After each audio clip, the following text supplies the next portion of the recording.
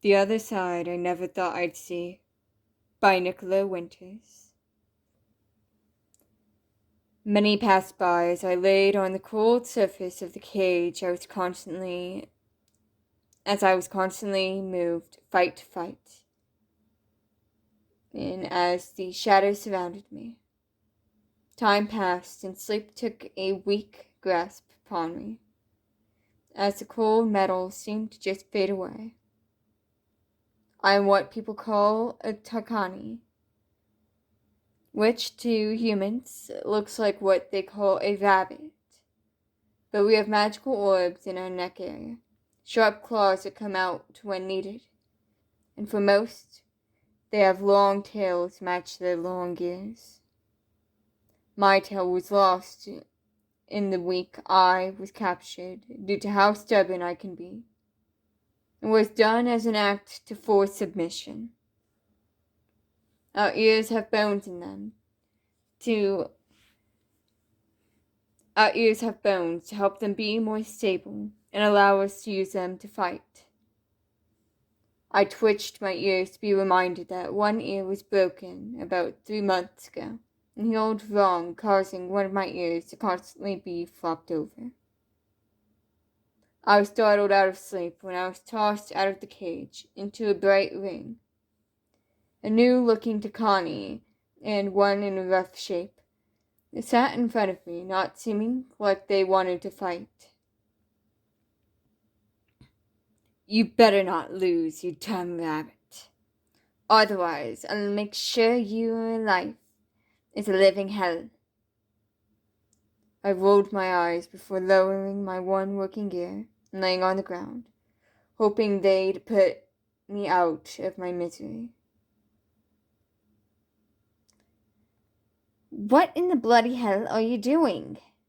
The new Takani asked, as the rough-looking one lunged at me and started to add to my wounds. The wounds made me fade in and out of consciousness as they argued with each other. After a while, I finally passed out. Hey, buddy. Come on, pull through.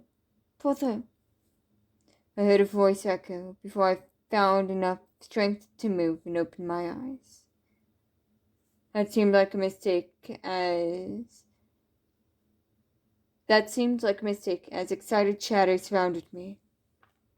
Oh, thank feathers, you're all right. I thought he actually killed you, the human said, picking me up. I took my claws out when she tried to get a closer look at me, before I sliced myself in the neck in an attempt to escape the world. Oh shit! Please don't hurt yourself before you know who we are. Not all people are bad. I looked down and saw the two Takanis familiar. Hey, calm down. We aren't here to hurt you, and want to help you, the rough one said, as he came closer to us. The other Takani followed him timidly, seeming to watch the human from a distance. May we ask your name? I looked away quietly, realizing my selective mutism is in effect.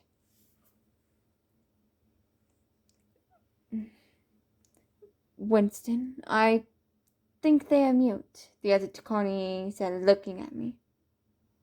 Lillian, can you put them down? Sure. But I'd like to know why, the human said, putting me down on the ground. After I got a closer look at the Takani, that didn't look like a fighter. He looked like he was wearing an item humans made for them to see better. I think the item is called glasses. They seem stressed, cold, and like they have selective mutism, he said, coming close enough to wrap around me. I should be able to patch up their wounds. His paw felt super warm on my neck when he touched the skin around the wound on my neck. He pulled his paw away when he felt me lean into his warmth. I'll help you warm up after I patch up your wounds. His fur was mostly white, and his orbs were black, and the inside of his ears were gray. I don't get how you've made it this far with so many wounds, and how much blood you've lost. Lillian seemed to disappear, and Winston stayed a good distance away. After giving the neat takani a med kit that he was using, I felt the burns as he worked on my wounds. I think I got all your wounds cleaned up and the more worrisome ones patched up, he said, taking a seat in front of me before touching my floppy ear. I swear, that guy should have been arrested. Guess I understand why you wanted us to.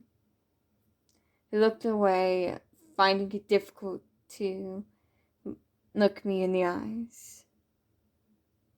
They wanted us to kill him, Winston said, coming closer to us. In new lighting, I saw his gray fur and pastel green ears, orbs, and tail. Did you ever tell them your name? He cracked his head, confused, before realizing that he'd forgotten to tell me his name. My name's Rowan, he said, looking away, seeming embarrassed about his name. His paw moved away from my ear and to the side of my face, seeming to flinch a bit, how cold my temperature was to his. Winston, can you please go get them a blanket? Sure, he said, before getting up and slipping out the door, almost silently. You're so cold, Rowan said, before instinctively laying next to me and wrapping his tail around me. It'll probably take him a while. I placed my head a bit on his ribs before he realized he was wrapped around me, before looking away, seeming embarrassed. You seem tired. You can sleep on me if you like, he said, wrapping his tail closer to me, before his tail twitched out of what I would say is embarrassment. He felt warm as I laid by his side. I started to daze off until I heard Lillian walk up behind us, making us both flinch. She unfolded a blanket and laid it over us, before just staring at us from a distance.